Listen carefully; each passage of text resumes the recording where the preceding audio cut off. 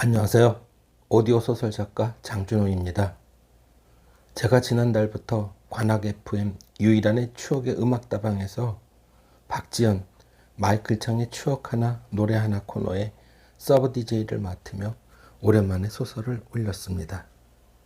오늘은 지난번에 올렸던 산마치 터널 1부에 이어서 장준호 관능 소설 관계의 첫 번째 작품인 산마치 터널 2부를 소개하겠습니다.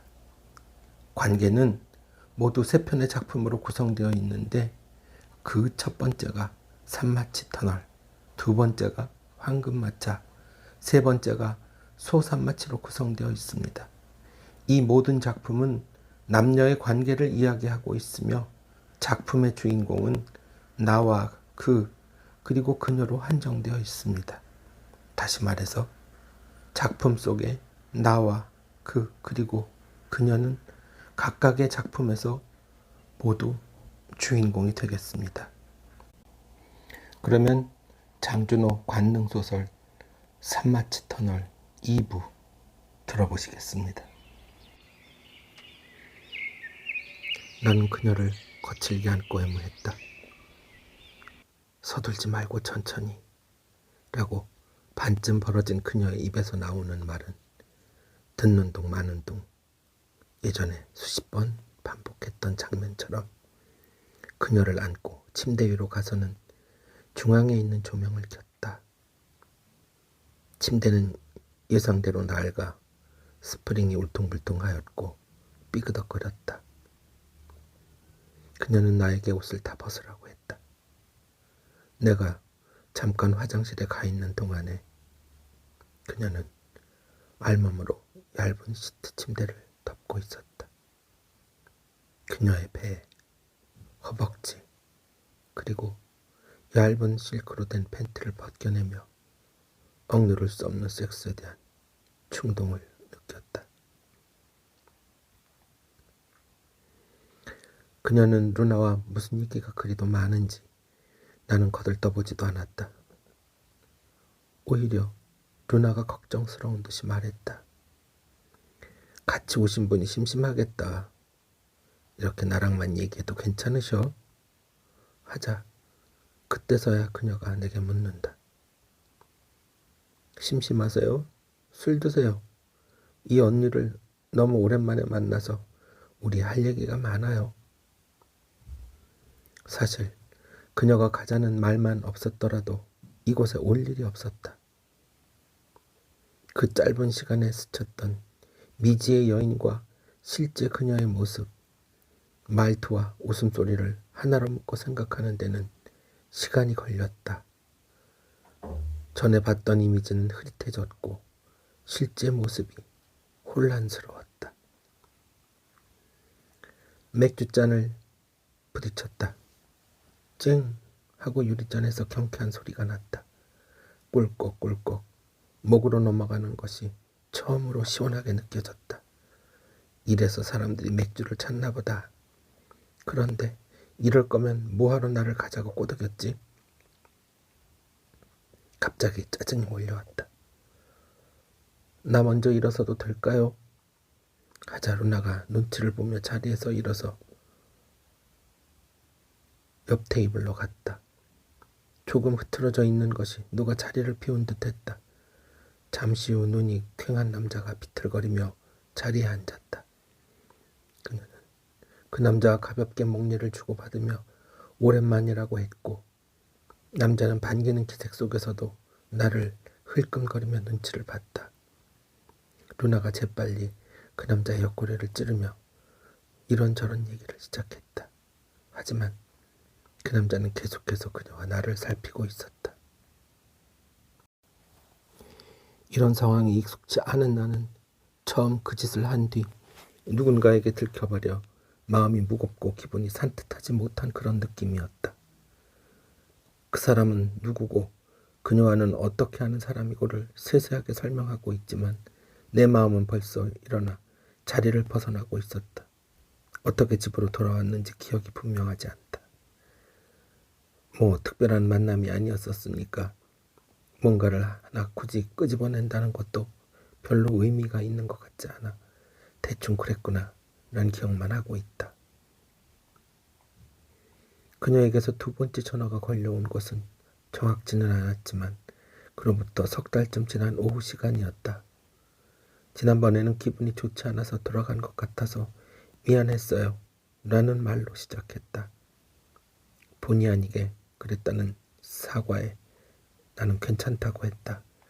그녀가 지난 일도 있고 하니 한 잔 사겠다는 간곡한 말에 그러겠노라 했다. 누구나 다 그런 것은 아니겠지만 대부분의 남자들은 여성으로부터 이런 권유를 받으면 절대로 거절하지 못한다. 물론 특별한 의미의 사심을 가지지 않았다고 해도 말이다. 그녀는 은행이 있는 대로변에서 나를 기다렸다. 처음 가보는 곳이라 생소했지만 자신의 옷차림새를 잘 묘사하여 금세 눈에 띄었다. 그녀는 나를 보더니 손을 흔들었다. 약간 마른 듯이 보였다. 술을 마시러 가면 늘 섹스를 할 수 있는 고딕 양식의 집 꼭대기 외딴 장소를 찾았다. 누군가에게 들킬지도 모른다는 두려움과 위험 속에서도 가끔씩은 팔짱을 꼈는데 그렇다고 평소에도 전혀 모르는 사람들처럼 멀리 떨어져서 걷곤 한 것은 아니었다. 그 방에는 미국의 미술가인 로이 리텐슈타인의 작품 행복한 눈물이 걸려있다. 그 행복한 눈물은 우리에게 무엇을 주고 있을까? 그녀가 나에게 물은 적이 있었다. 오후가 될 때까지 씻고 있지 않다고 했더니 아까워서 못 씻고 있냐고 해서 그렇다고 했다. 그럴까? 우리는 술을 마시고는 절대로 그 행복한 눈물이 걸려있는 그 방에 들어가지 않는다. 그곳까지 가는 이유는 오로지 성적 쾌락을 느끼기 위해서였으니까. 그녀는 그곳에서는 절대로 자신의 가족 얘기를 하지 않았다. 하지만 곧잘 어린 시절 얘기를 했고 정말 가끔씩은 대학 시절의 얘기를 했을 뿐 어찌된 일인지 고등학교 시절의 이야기는 들은 적이 없었다. 그렇다고 그녀가 내게 물어보는 것도 없었다. 아주 잠깐이지만 커피를 마시고 나면 그녀가 욕실로 사라지고 잠시 화장실에서 물 내리는 소리가 들리면 양말과 셔츠를 벗고 그녀와 자리를 교환했다. 내가 침대로 돌아올 때면 그녀는 이미 내가 상상했던 그 차림새로 깜깜한 방 안에 누워있다. 내가 그녀 옆으로 다가가면 차가운 몸에 닿는 뜨거워진 그녀의 체온을 느낄 수 있었다. 그런 순간이 내게 커다란 흥분을 안겨주었고 그녀의 몸에 한껏 밀착시키고는 그녀의 목소리가 젖어드는 것을 느낀다. 그녀가 양손으로 내 엉덩이를 끌어당긴다. 계속해줘. 늦은 가을에 그녀와 나는 남들이 부러워할 정도의 꽤 오랜 시간 이탈리아 여행을 했다. 그 긴 시간에 있었던 그녀와의 일을 다 서술할 필요는 없지만 두오모 성당 앞 광장에서 우글거리는 관광객들 속에서 시간에 맞춰 울리는 종소리가 정신을 차리게 했다. 우리는 나폴리의 까고따르본 이때에서 하얀 벽과 핑크색 줄무늬의 커다란 침대로 장식된 방을 잡았다. 그 방은 창과 테라스에서 나폴리 운하를 굽어보고 있었다. 커튼 사이로 비추는 아침의 밝은 햇살과 시끌시끌한 사람들 소리에 잠이 깼다. 내가 알고 있는 말도 들리고 그녀의 숨소리도 들려온다. 옆에서 잠들어 있던 그녀의 얼굴을 찬찬히 들여다보았다.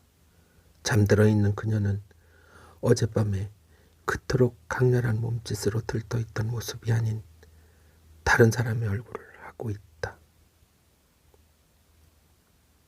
그녀도 자고 있는 내 모습을 볼 것이다. 손가락으로 눈썹을 그려보며 어떤 생각을 할까? 지난밤에 자신을 미치도록 만들어 주었던 그 불같은 기운을 다시 느껴보고 싶다고 생각할까? 그녀의 손이 코와 입술을 스쳐 아랫도리에 멈춰서면 참고 있던 욕망이 한껏 부풀어 오르고 다시 화려한 우리들만의 요일을 시작한다. 오늘은 바다 위에 떠있는 선상 레스토랑에서 식사를 했다. 물론 예정에는 숙소에서 조식을 하기로 했었으나 선상 레스토랑도 가능하다는 지배인의 말에 따라 그렇게 정하였다.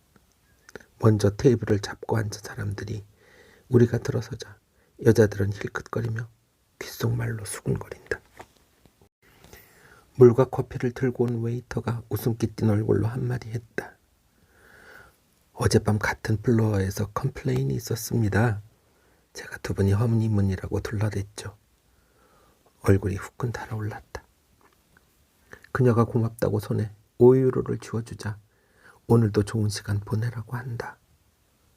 잠이 없는 할머니들이 뜯어주는 빵 조각 때문에 참새떼들이 끊이지 않고 제잘되며 주위에 머물렀는데 우리가 식사를 끝내고 자리에서 일어날 때까지도 계속됐다. 지금 생각해도 뒷덜미가 당기는 일이었다. 그녀는 지치지도 않게 다녀야 할 곳을 메모하고 또 확인했다. 한 번은 적당히 다니자는 내 말에 발끈하며 자기가 짜놓은 계획대로 움직이면 최대로 볼 수 있을 거라고 했다. 이탈리아 여행을 수없이 했다는 그녀는 여기저기 구석을 세밀하게 체크하고 자신이 다녀본 곳이라도 우연히 지나치는 그런 소모적인 여행이 되지 않으려는 최선의 노력을 하는 것 같았다. 물론 그녀 자신도 가이드북을 열심히 찾아봐야 했지만 남자들은 대체적으로 한 번 다녀온 곳은 아무리 좋아도 2번 이상 가지 않으려는 습성이 있다는 것을 여자들은 이해하지 못했다. 갔었던 데를 뭐하러 또 가? 그럴 거면 차라리 허름한 모텔에서 사흘 밤낮을 뒹구는 것이 낫다고 생각하는 게 남자들이다. 설마 나만 그렇게 생각하는 걸까? 그렇지 않을걸? 하지만 그녀의 얘기를 들어보면 그렇지도 않은 것 같다. 집안 청소와 빨래 그리고 음식을 만들기 위해서 1시간도 쉬지 않고 노동을 하지만 그것이 끝나면 소파 위에 누워서 꼼짝도 하지 않는다고 했다. 밥을 먹은 후에도 소파에 누워서 소화시킨다고 했다. 하지만 나와 함께 있을 때는 그녀의 모든 것이 나를 향해 있었다. 아니, 나를 향해 있다기보다 우리를 향해 있다고 해야 하는 표현이 맞을 것이다. 그 옛날 에우독소스가 지구 중심의 천동설을 주장했던 것처럼 말이다. 하지만 그 냉철하다는 플라톤의 제자 아리스토텔레스가 이 천동설을 체계화하고 확립했다는 사실은 놀랍다.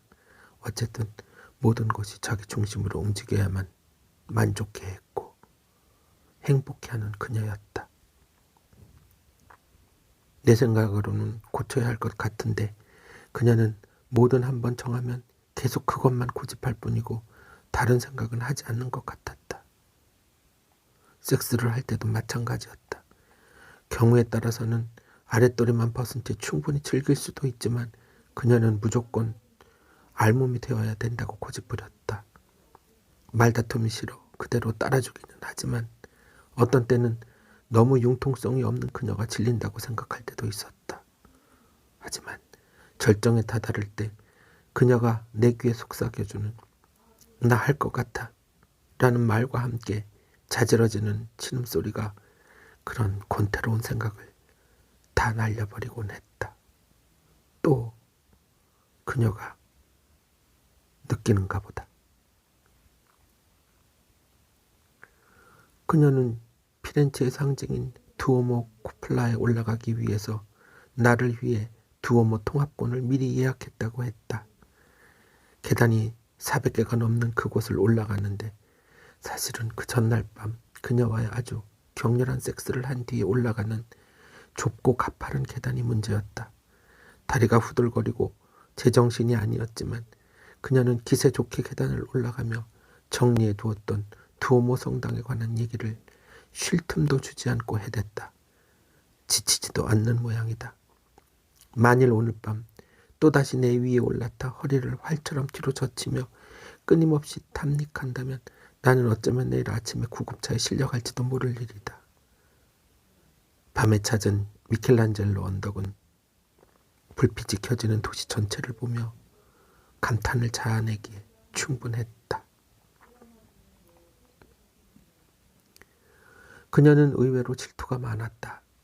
내가 생각할 때는 별것도 아닌, 예를 들어 내가 전화를 받으면 통화가 끝나자마자 누구의 전화였는지, 무엇 때문에 전화를 했는지, 만일 상대가 여자였다면 그 여자는 왜 전화를 했는지, 언제부터 알고 지내는 건지, 전화번호는 어떻게 알았는지 같은 걸로 나를 옥죄었다. 솔직히 나는 모르는 전화번호는 받지 않는다. 하지만 그녀와 둘이 있을 때 걸려오는 전화가 공교롭게도 아주 중요한 전화라면 받지 않을 수 없고 또 통화가 길어질 수도 있다. 그럴 때 상대방이 여자라면 전후 사정을 모르면서도 그것을 꼬투리로 그 여자가 좋으냐, 회사에 가서 얘기해도 좋을 것을 굳이 전화를 해서 언제 미팅할 것까지 얘기하고 있다는 등 별의별 희한한 잣대를 들이대며 스스로를 쥐어짜는 그녀의 사랑법이 있었다. 그럴 때면 그녀는 밥을 잘 먹지도 않고 며칠이고 잠도 자지 않으며 자신을 학대하는 괴상한 습관을 가지고 있다. 그녀는 그만큼 사랑하기 때문이라고 하지만 가끔씩 나는 그런 그녀가 두려울 때도 있었다. 하지만 그런 질투는 그녀만 가지고 있는 것은 아니다. 나의 질투심은 처음에는 시도 때도 없이 툭툭 불거져 나왔다. 사실 말은 하지 않고 있었지만 그녀의 말 한마디, 몸짓 하나, 행동 하나만으로도 그녀의 모든 것이 세세하게 내 머릿속에 그려지기 때문이었다. 그것이 그녀와 섹스를 할 때는 더 심했다. 그녀가 짧은 신음소리를 내면 어떤 놈과 이 짓을 할 때도 그랬겠지. 아니, 더는 못 견디겠다는 표정을 지으며 더 큰 소리로 신음소리를 냈을지도 몰라. 그녀가 다른 녀석들과 했던 그런 똑같은 것을 나와 되풀이하고 있다는 생각이 들면 약이 바짝 올랐다. 나를 위해 브래지어와 팬티를 새롭게 구입하는 것, 나를 위해 정기적으로 아이라인 타투를 하는 것, 입술에 분홍색 필러를 놓고 아래쪽에서 풍기는 향을 킁킁 맡으며 나를 위해 과일을 사고 나를 위해 과일 프리저브와 스프를 만드는 것 등등. 예전에 내가 각별한 배려라고 생각하고 나를 사랑해서 나를 위해 특별히 했던 그녀의 행동들이 자신의 욕망을 위해 조장된 행위들의 반복이었다는 생각이 복명하는 자석처럼 내게 붙어서 떨어지지 않았었다. 나는 그녀와 그 녀석의 관계에 엄청난 집착을 했고 그것을 모두 알고 싶어서 집요하게 캐물었다. 그녀와 함께 있을 때 그 행위의 짜릿함을 만끽하는 대신에 그녀의 과거, 그녀의 애인의 관심을 쏟았다. 처음에 그녀는 망설였다. 절정에 오르는 순간에도 그것이 끝나는 30초가 지나면 여지없이 내게서 몸을 빼내던 그녀였다. 어느 날부터인가 그녀가 묻는 말에 대답을 하기 시작했다. 이런 얘기하기가 좀 그렇긴 한데 나는 그녀에게 자책감이 들게 하지 않으려고 기다렸다. 굳이 말로 과장되게 이러고 저러고 하는 것보다 차라리 입을 다물고 있는 것이 낫다고 생각했다. 그녀와 그 녀석은 항상 정해진 순서인 것처럼 시간을 보냈다. 일반적으로 남녀의 문제는 상대방을 비난하는 것으로 말문을 열고 자기에 대한 배려가 없다 등의 성격을 헐뜯고 마침내 차마 입 밖에 내서는 안 될 일까지도 주저리 얘기를 하지만 그녀는 절대 그렇지가 않았다. 그는 헌신적이고 자상하며 늘 정도만을 걷는 사람이라고 했다. 자기에 대한 배려와 사랑은 어느 누구도 흉내낼 수 없고 자기의 인생에 있어 다시는 그만큼 완벽한 사람을 만날 수 없을 거라고 말했다. 나는 그녀가 한결같이 그를 추켜 세우는 것이 만들어낸 사색의 프리즘이란 의심이 들어 그녀의 속내를 캐내려고 채근했다. 그녀는 젊은 나이에 알게 된 그에 대해 자신의 판단 착오를 용납할 수 없었고 그것에 대한 자신의 선택을 어떻게든 정당화하고 받아들여야 한다는 그녀의 마음에서 만들어지고 조작되어진 그녀의 깊은 속마음을 엿볼 수 있었다. 나는 그녀가 그를 사랑했던 것이 아니라 그 남자가 상징하는 가시적인 결과물이 그녀의 유년기적 사랑이라는 나무로 성장했을 거라고 생각하기로 했다. 하지만 그런 나의 생각은 별로 도움이 되지 않았다. 그에 대한 그녀의 철옹성처럼 완성된 시나리오는 그에게 신화적인 힘만을 부여했고 그의 위상을 깎아내리지 못하고 얼부무려지는 꼴로 끝난다.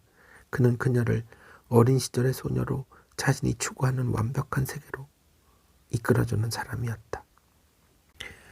내가 이야기를 듣고 싶을 때 그녀가 서둘러 이야기를 매듭짓거나 말을 돌리지 않게 하기 위해서 슬쩍 지나가는 말로 예전에 그녀가 했었던 사건에 대한 얘기를 해서 그녀를 유도했다. 다른 쪽 이야기가 시작되면 그녀는 그 전에 하던 얘기를 잊고 새로운 얘기를 술술 털어놓았다. 나는 무엇보다도 그녀가 얘기를 할 때는 내 질투심을 잠재우고, 왜냐면 그녀는 언제나 그를 정도의 표본이라고 말하니까 그런 것에 짜증이 날 정도였다. 그녀의 얘기에 귀를 기울였다. 그전에도 느끼던 거지만 자기 사랑을 가능한 한 까마득한 옛날 일로 하려고 포장하고 비밀스럽게 하려는 그녀의 전략이 속속들이 머릿속에 그려져 그 다음에 올 내용을 간파했다. 그와의 섹스는 어땠는지, 어떻게 정열적으로 했는지, 우리가 이미 한 번쯤은 해봤을 그것을 그와는 어떤 느낌이었는지 들여다보고 싶었다. 그녀는 결코 자신의 속내를 드러내 보이진 않지만 그녀의 쾌락, 그것을 위한 그녀의 합법화, 그녀가 늘상 말하는 그는 그, 당신은 당신이라는 누구도 반박할 수 없는 폴리아모르의 세계에 내가 동참해주고 있다는 느낌을 받았다. 나는 그녀가 만들어낸 세계에서 무슨 의처증 환자처럼 꼬치꼬치 따지는 그런 병적인 집착은 하지 않기로 했다. 그녀가 지금까지 그와 어떤 행위를 했던 그는 곧 그녀를 떠날 것이기 때문이다. 그는 더 이상 그녀에게 강박적인 행위를 강요하지 않을 것이고 멀찍이 떨어져 나와 그녀의 상태를 지켜볼 것이다. 문득 그녀의 말이 생각났다. 아까워서 아직 못 씻고 있는 거야? 처음 그녀와 밤을 보낸 다음 날에 내게 왔던 전화를 떠올렸다. 그의 뒤에 남아있는 흔적을 그대로 내게 반복하고 있다는 새로운 질투가 스물거린다. 전화가 오면 그녀는 자리에서 일어나 다른 곳으로 간다. 한참 동안을 전화하면서 들리는 그 커다란 웃음소리가 멀리서도 그녀임을 알 수 있게 하지만 그 시각에 전화를 해서 그녀를 크게 웃게 할 수 있는 자가 누구일지 새로운 질투가 내 수컷 본능을 자극한다. 한참 뒤에 돌아온 그녀가 테이블을 마주하고 앉았다. 방금 전에 누군가와 오랫동안 얘기를 하고 웃고 있는데 어느 틈에 새침한 표정을 띄었다. 물론 그녀에게 아무 말도 물어보지 않았고 그녀 역시 아무 말도 하지 않았다. 애당초 처음부터 그와 그녀를 별개의 것으로 생각했으니까. 나는 포르노그라피에 대한 취향도 그랬다. 대부분의 남자들은 여자가 다 벗은 것보다는 뭔가로 가리고 있는 것이 훨씬 더 자극적이라고 말하고 있지만 나는 그것보다는 서양 쪽의 필름이 훨씬 더 인간적이라고 생각한다. 왜냐고? 포르노그래피는 보여주기 위한 것이고 내가 대리만족할 만한 여러 가지 상황들을 자연스럽게 만들어서 보여주는 거니까. 25살의 내가 처음으로 성인 전용 극장에 들어갔을 때 그 놀라움은 미지의 것에 대한 호기심만이 아닌 경이로움이었다. 보지 못한 장님의 세상에 존재하지 않는 이야기에 불과한 것이었다. 이보다 더한 탁상공론이 없고 천국은 없는 거라고 할 수 있다. 물론 아무리 사람의 몸을 움직여 제멋대로의 상상으로 만들어냈다고 하지만 나 자신은 공상 속에서 춤추는 환영을 보고 있는 것이다. 겪어보지 못한 섹스에 대한 동경을 하는 자신의 스스로 냉소적으로 코웃음을 치는 것이 어쩌면 심리적으로 위안이 될지도 모르겠다. 서너 차례 전화를 받으러 자리를 뜬 그녀가 돌아와 앉자 애인한테서 전화가 왔었냐는 미심쩍어 하는 물음에 그녀가 너무나 뜻밖이라는 정색을 하면서 그게 궁금하냐고 물었다.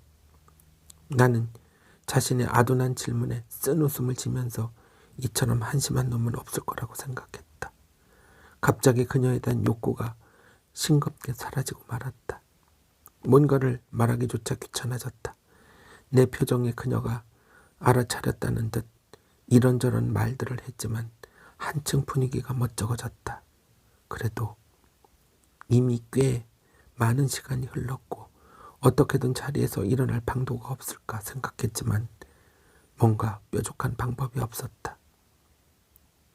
이대로 정적에 잠겨 있다가는 둘의 얼굴이 무료해져 어색할 뿐이었다. 누군가 그녀의 옆에 앉았다.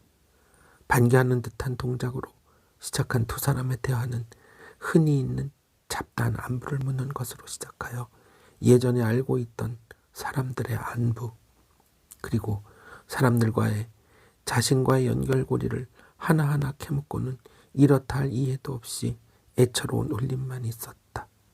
그녀의 이야기 속의 인물들은 도회적인 것을 향한 동경도 이미 체념한 꿈으로 도시의 나고자처럼 단순한 패배의 느낌이 짙었다. 나는 몇 명 되지 않는 친구들에게 그녀 얘기를 했다. 자세한 얘기까지는 아니더라도 일반적으로 할 수 있는 남녀 이야기 정도였다. 혹시라도 나와 함께 다니다가 거리에서 그녀와 마주치기라도 하면 그저 모르는 척 지나가라고 얘기했지만 그 녀석들은 한결같이 빈정거리기만 했다. 자신들의 잣대를 들이대면서 내가 불순하고 건전치 못하다고 삐죽이는 것이 실상은 부럽고 자기들도 원하고 있는 것을 나만 하고 있다고 생각하는 모양이었다. 말은 엄청 위하는 척하지만 어색한 웃음, 아래 위를 훑는 듯한 시선, 그전에는 없던 노골적인 대화를 통한 그들의 태도에서 그렇게 생각하고 있다는 것을 확연히 느낄 수 있었다.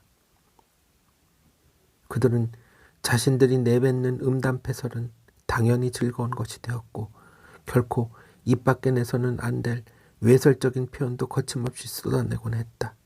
그러면서도 앞에서는 자신들이 저지르고 있는 웃지 못할 삶에 대해서는 눈을 감아버린다.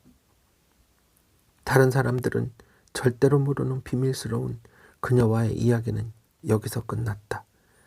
산등성이에서의 쩌렁쩌렁한 울림과 함께 세 마리의 말이 후련히 사라졌다. 겨울이 끝나고 새봄이 찾아올 즈음 예전에 그랬던 것처럼 산마치 터널을 지나면서 지나간 시간을 내가 그녀가 기억할 수 있을 것이다.